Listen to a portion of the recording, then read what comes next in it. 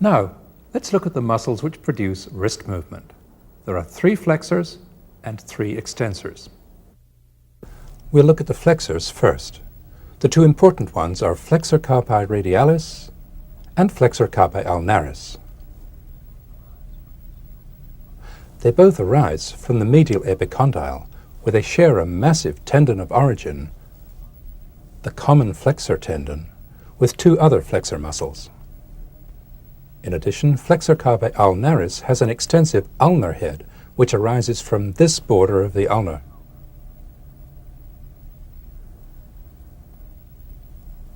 The ulnar nerve, as we'll see, passes between the 2 heads of flexor carpi ulnaris as it enters the forearm.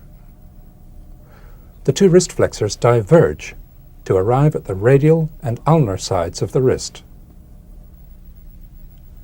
Flexor carpi radialis passes through a deep ligamentous tunnel and ends up inserting on the base of the second metacarpal. Flexor carpi ulnaris inserts on the pisiform bone. From the pisiform, the pull of flexor carpi ulnaris is transmitted to the hamate bone and to the base of the 5th metacarpal by these strong ligaments, the pisohamate and pisometacarpal ligaments. The 2 wrist flexors, acting together, produce flexion of the wrist. Acting separately, the ulnar and radial flexors contribute to ulnar abduction and radial abduction, respectively. Lying between these 2 main wrist flexors is a 3rd small one, palmaris longus.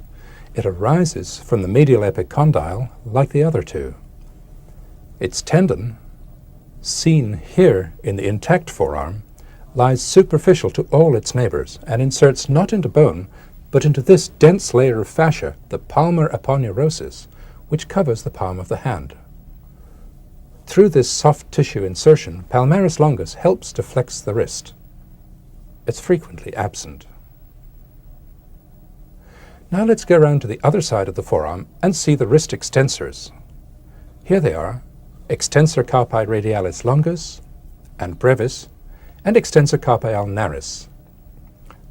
Brachioradialis, which you'll remember goes from here to here, has been removed in this dissection. Extensor carpi radialis longus arises from the lateral epicondylar ridge just below brachioradialis. Extensor radialis brevis arises from the lateral epicondyle, an origin which it shares with several other extensor muscles. They all arise together from the epicondyle and from this common extensor tendon. Extensor carpi ulnaris arises from the lateral epicondyle. It also has an ulnar head, which arises from this border of the ulna.